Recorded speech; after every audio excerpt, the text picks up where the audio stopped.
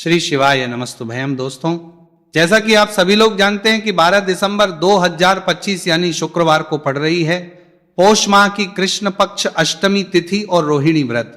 और दोस्तों, यह वह तिथि है जो पौष में पड़ने वाली सबसे बड़ी तिथि है, क्योंकि यह शुक्रवार के दिन पड़ रही है और इसका बहुत ही बड़ा और विशेष महत्व होता है। पूज्य गुरु जी ने कहा है कि अगर कभी भी मौका लग जाए और पौष मास की अष्टमी तिथि शुक्रवार को पड़ जाए तो आप लोगों को एक छुटकी काला तिल वाला उपाय तो अवश्य ही करना चाहिए। इन दोनों का संयोग बहुत कम आता है। और इसी के साथ मैं गुरुजी ने अपनी शिवपुराण कथा में बताया है कि इस दिन आपको एक छुटकी काला तिल वाला उपाय तो आपको अवश्य ही करना चाहिए, क्योंकि ऐसा दिन पूरे साल में सिर्फ एक ही बार आता है। और दोस्तों, आप सभी लोग जानते हो कि शुक्रवार अष्टमी तिथि का अगर सबसे बड़ा कोई उपाय है तो एक छुटकी काला तिल वाला उपाय है। तो दोस्तों, शुक्रवार अष्टमी तिथि के दिन आप लोगों को इस एक छुटकी काला तिल वाला उपाय को जरूर करना है। बहुत सारे लोग होंगे जिन लोगों ने इस उपाय को ना किया हो, मतलब पूरा महीना निकल गया, उन्होंने किसी भी दिन इस एक छुटकी काला तिल वाला उपाय को ना किया हो। पर दोस्तों, आपके पास एक आखिरी मौका बचा हुआ है, जो कि 12 दिसंबर शुक्रवार अष्टमी तिथि के दिन है। तो इस दिन आप लोगों को इस वाले उपाय को जरूर कर लेना है। भले ही आपने पूरे महीने भर इस उपाय को ना किया हो, पर अगर आप इस पौष मास के शुक्रवार अष्टमी तिथि के दिन अगर इस वाले उपाय को कर लिया तो आपको इस उपाय को करने का वह फल मिलेगा जिसकी आपने कभी कल्पना भी नहीं करी होगी। इसीलिए आप लोग इस वाले उपाय को एक बार जरूर कर लेना है, ताकि आप लोगों के हाथ से यह मौका ना जा सके और आपको इस उपाय को करने का फल मिल सके। दोस्तों, यह उपाय पंडित जी ने अपनी अभी के ही श्री शिव महापुराण की कथा में बताया है, जिस उपाय को आज हम आपको बहुत अच्छे से समझाने वाले हैं। वीडियो को देखने के बाद इस उपाय को समझने के लिए आपको कोई और वीडियो को देखने की जरूरत नहीं पड़ेगी। तो चलिए दोस्तों, उपाय को शुरू करते हैं।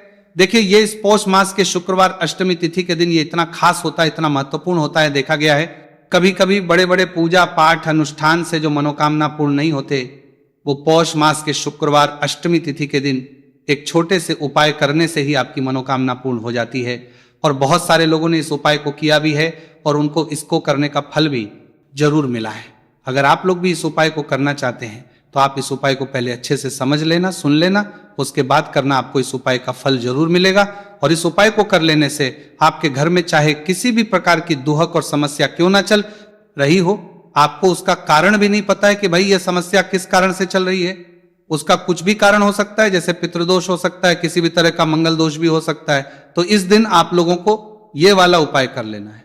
यह एक ऐसा उपाय है जिस उपाय को अगर किसी विशेष दिन पर किया जाए तो भाई उस विशेष दिन का जो है वो तो हमें मिलता ही मिलता है।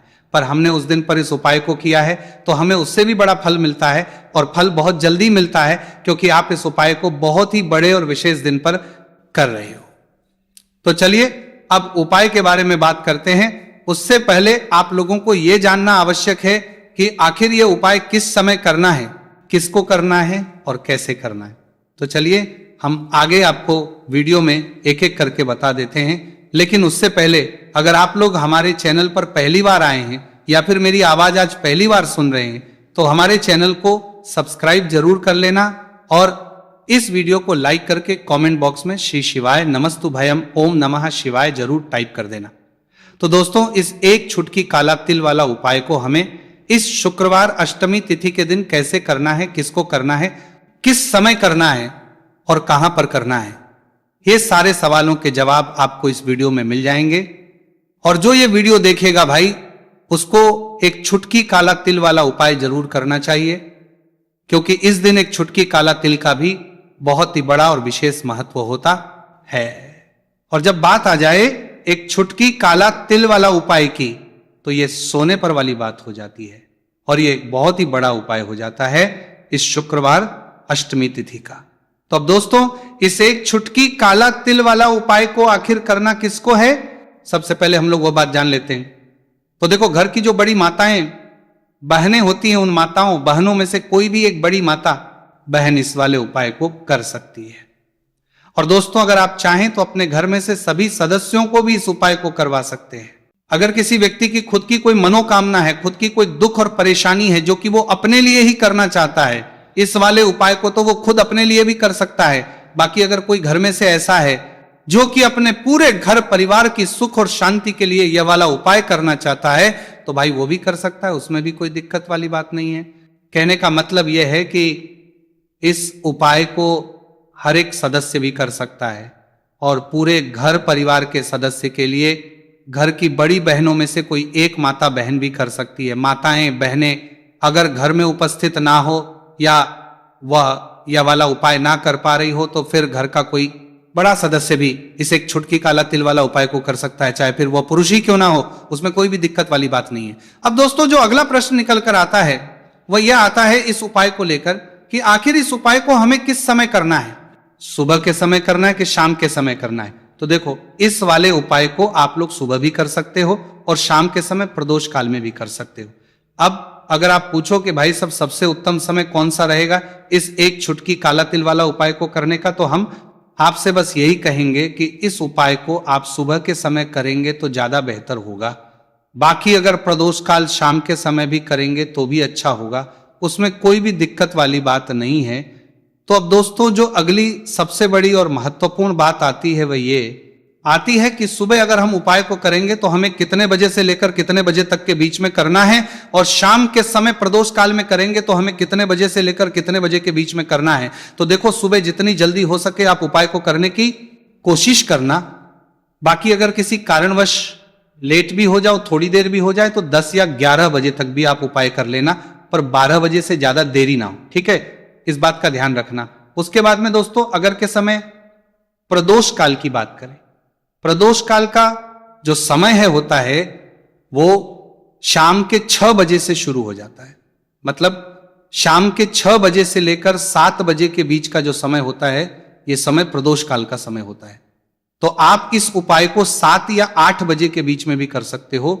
मतलब शाम के 6 बजे से रात 8 बजे के बीच में आप कभी भी इस वाले उपाय को कर सकते हो, उसमें कोई भी दिक्कत वाली बात नहीं है। देखिए, आज के इस पूरे वीडियो में हम आपको 3 चमत्कारिक उपाय बताने वाले हैं। ये तीनों ही उपाय बहुत खास और बहुत ही विशेष होने वाले हैं। तो चलिए दोस्तों, जान लेते हैं गुरु जी द्वारा बताए गए पहले उपाय के बारे में। देखिए, ये उपाय आपको अपने परिवार के लिए करना है। यदि आप चाहते हैं कि आपका परिवार का प्रत्येक सदस्य तरक्की करे, उन्हें हर कार्य में सफलता की प्राप्ति हो, तो आपको यह उपाय करना है। तो देखिए, इस उपाय को करने के लिए आपको एक आटे का दीपक लेना है। आपको अपने ही घर पर एक एक आटे का दीपक प्रकार से तैयार कर लेना है। अब देखिए दोस्तों, इस प्रकार से आटे का दीपक तैयार करने के बाद इसी के साथ में आपको एक चुटकी हल्दी भी लेनी होगी। अब ये दोनों ही सामग्रियां लेकर के आपको पहुंच जाना है अपने ही घर में तुलसी जी के पौधे के पास में। देखिए, कई लोग कमेंट करके पूछ रहे हैं कि क्या हम तुलसी जी के पौधे के वहां पर, हमारे घर में जो तुलसी जी का पौधा है वह सूख चुका है, तो वहां पर भी इस उपाय को कर सकते हैं। तो हाँ, बिल्कुल आप इस उपाय को, जो आपके घर में तुलसी जी का पौधा है वहीं पर आपको यह उपाय करना है। देखिए, सबसे पहले तो आपको यह जो उपाय है सूर्यास्त के बाद, यानी कि रात्रि के समय में ही करना होगा। अब देखिए, सबसे पहले आपके पास जो एक छुटकी हल्दी है उसे आपको तुलसी जी के पौधे में डाल देना है। अब देखिए, आप जो एक आटे का दीपक लेकर के आए हैं, सबसे पहले तो आपको उसे तुलसी जी के पौधे के पास में रखना है, और तुलसी जी पौधे के पास में रखने के बाद इस दीपक में हमें शुद्ध घी का प्रयोग करना है, और इसी दीपक में हमें गोल रूप की बाती का प्रयोग करना है। क्योंकि ये जो दीपक है विशेषकर हम हरि विष्णु नारायण के नाम से लगा रहे हैं। अब इस दीपक को आपको प्रज्वलित कर देना है, और आपको भगवान विष्णु से, माता तुलसी से प्रार्थना करनी है कि हमारे घर में परिवार का प्रत्येक सदस्य तरक्की करे, उसे अपने हर कार्य में सफलता की प्राप्ति हो, पूरा परिवार खुश रहे। हे भगवान नारायण, आप हमारे परिवार की रक्षा करना। अब देखिए, दीपक को प्रज्वलित करने के बाद आपको तुलसी जी के पौधे के नीचे, यदि तुलसी जी का पत्ता गिरा हुआ पड़ा है तो उसे आपको उठा लेना है। आपको ध्यान रखना है, तुलसी जी के पौधे से पत्ता तोड़ना नहीं है, नीचे गिरा हुआ है तो उसे आपको उठा लेना है। अब देखिए, आपके घर में भगवान विष्णु की, भगवान श्री राम की, या फिर भगवान श्री कृष्ण की, यानी कि श्री विष्णु के किसी भी अवतार की प्रतिमा लगी हुई है, तो वहां पर आपको जाना है, और आपको थोड़ी सी चीनी या फिर मिश्री आपके घर में हो तो उनका भोग आपको भगवान विष्णु के सामने लगाना है। और जो आप तुलसी जी का पत्ता लेकर के आए हैं उसे भी आपको उसी भोग में डाल देना है। अब देखिए थोड़ी सी देर इस भोग को वहीं पर रखे रहने देना है और फिर इस भोग को आपको अपने घर के परिवार के प्रत्येक सदस्य को प्रसाद स्वरूप प्रदान करना है। यकीन, इस उपाय को करने से आपके परिवार का प्रत्येक सदस्य हमेशा तरक्की पर रहता है और आपके परिवार में हमेशा खुशियां बनी रहती हैं। तो इस प्रकार से आपको पहला उपाय कर लेना है। अब हम जानते हैं दूसरे उपाय के बारे में। देखिए ये जो उपाय है विशेषकर धन की प्राप्ति के लिए है, मां लक्ष्मी को प्रसन्न करने के लिए है और विशेषकर शुक्रवार अष्टमी तिथि की रात्रि में ही आपको यह उपाय करना है। देखिए सामने आपको एक दीपक दिखाया जा रहा है, तो आपको एक दीपक लेना है। दीपक आप मिट्टी का भी ले सकते हैं, आटे का भी ले सकते हैं। अब देखिए इस दीपक में आपको शुद्ध घी का प्रयोग करना होगा और इस दीपक दत्त में आपको विशेषकर मोली वाला जो धागा आता है, लाल रंग का कलावा का धागा जिसे हम कहते हैं, उसकी बात ही आपको इस दीपक के अंदर प्रयोग करनी है। यानी कि लंबी बाती का आपको इस दीपक के अंदर प्रयोग करना है। अब देखिए ये जो दीपक है आज रात्रि में लगभग 8 बजे के लगभग आपको ये जो दीपक है तुलसी जी के पौधे के पास में प्रज्वलित कर देना है। दीपक की जो बाती है उसका मुख आपको उत्तर दिशा में रखना है, इस बात का ध्यान रखना है। और आपको ओम महालक्ष्मी नमः इस मंत्र का लगातार जाप करते रहना है। देखिए इस मंत्र का आपको 11 बार या फिर 108 बार जाप करने के बाद तुलसी जी के पौधे के नीचे से थोड़ी सी मिट्टी उठानी है। देखिए आपको पता है कि अभी पौष के पवित्र दिन चल रहे हैं और पौष मास के दिनों में यदि आप शुक्रवार अष्टमी तिथि के दिन तुलसी जी की मिट्टी रात्रि के समय में लेते हैं तो इससे आपके जीवन के जो सारे संकट है वह समाप्त होते हैं। अब देखिए आपको एक गिलास लेना है, उसमें आपको जल भरना है और जो आपने तुलसी जी की मिट्टी ली है सबसे पहले तो उसे आपको उससे गिलास के अंदर डाल है और इसी के साथ में आपको एक चुटकी हल्दी भी उस पात्र के अंदर डालनी है। अब देखिए इस जल का छिड़काव आपको अपने पूरे ही घर में करना है। देखिए जल का छिड़काव आपको अपने घर में के प्रत्येक कोने में करना है, मुख्य द्वार पर करना है, प्रत्येक कमरे में करना है। केवल अशुद्ध स्थानों को आपको छोड़ना है, बाकी आपको प्रत्येक कोने में प्रत्येक कमरे में जहां आप धन रखते हैं, चाहे रसोई घर हो, वहां पर आपको इस जल का छिड़काव करना है। और जल का छिड़काव करते समय आपके मन में यही भाव रहना चाहिए कि माता लक्ष्मी की कृपा से हमारे जीवन में हमेशा धन धान्य के भंडार भरे रहे और जीवन में जो भी संकट है, कष्ट है, वो सभी दूर हो। इस प्रकार से कामना करते हुए सुंदर भाव के साथ आपको यह उपाय करना है। देखिए इस उपाय को करने से घर का जो दुर्भाग्य है वह दूर होता है। तो इसीलिए आपको शुक्रवार अष्टमी तिथि की दिव्य रात्रि में यह उपाय करना है। अब दोस्तों हम बात कर लेते हैं तीसरे विशेष और अंतिम उपाय के बारे में। देखिए इस उपाय के माध्यम से भगवान विष्णु और माता लक्ष्मी दोनों ही प्रसन्न होने वाले हैं। तो देखिए इस उपाय को करने के लिए सबसे पहले तो आपको दीपक लेने हैं। दीपक आपको 2 लेने होंगे। आप चाहे तो दोनों ही दीपक मिट्टी के भी ले सकते हैं, दोनों ही दीपक शुद्ध आटा मनकर उनके भी तैयार कर सकते हैं। अब देखिए दोनों ही दीपक के अंदर आपको शुद्ध घी का प्रयोग करना होगा। अब देखिए 2 दीपक हैं, उनमें से आपको एक दीपक के अंदर गोल बाती का प्रयोग करना है और एक दीपक में आपको लंबी बाती का प्रयोग करना है। देखिए लंबी बाती वाले दीपक के अंदर आपको लाल बाती का प्रयोग करना है। जो मोली वाला धागा आता है कलावा का, उसी की बाती का आपको प्रयोग करना है। अब देखिए इसी के साथ में आपको एक चुटकी हल्दी लेनी है और एक चुटकी आपको काले तिल लेने हैं। अब देखिए दोस्तों ये उपाय भी आपको विशेषकर रात्रि के समय में ही करना होगा। तो देखिए सबसे पहले तो आपको ये जो सभी सामग्रियां हैं तुलसी जी के पौधे के पास में लेकर के पहुंचना है। देखिए आपके पास जो गोल बाती का दीपक है इसे आपको तुलसी जी के पौधे के पास में प्रज्वलित करना है।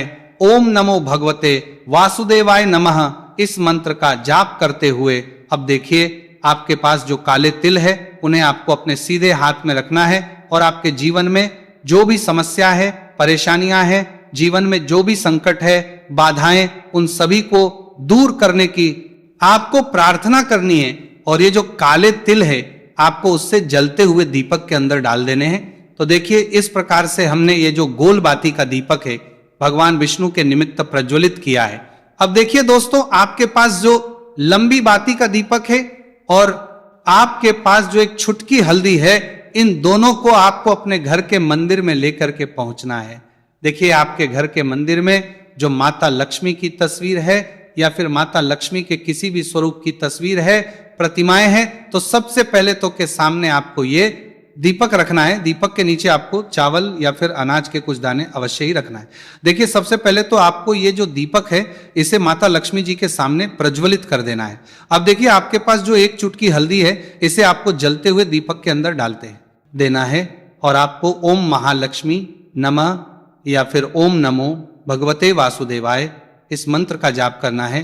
माता लक्ष्मी से आपको प्रार्थना करनी है कि जीवन से जो भी दुर्भाग्य है, दरिद्रता है, उन्हें आप समाप्त करें और हमारे घर में हमेशा सुख, शांति और समृद्धि बनी रहे। इस प्रकार से आपको कामना करनी है। तो देखिए दोस्तों, इस प्रकार से आज के इस वीडियो में हमने आपको शुक्रवार अष्टमी तिथि की रात्रि में किए जाने वाले 3 महा उपाय बताने का प्रयास किया है। जो भी आपके लिए उचित है, सरल है, उसे आपके लिए बनिका करेगा, कर सकते हैं। तो दोस्तों, ये थे पूज्य गुरु जी द्वारा बताए गए कुछ बहुत ही खास उप। अगर आपको जानकारी अच्छी लगी हो तो वीडियो लाइक करिएगा। मिलते हैं फिर एक नई वीडियो के साथ। श्री शिवाय नमस्तु भयम।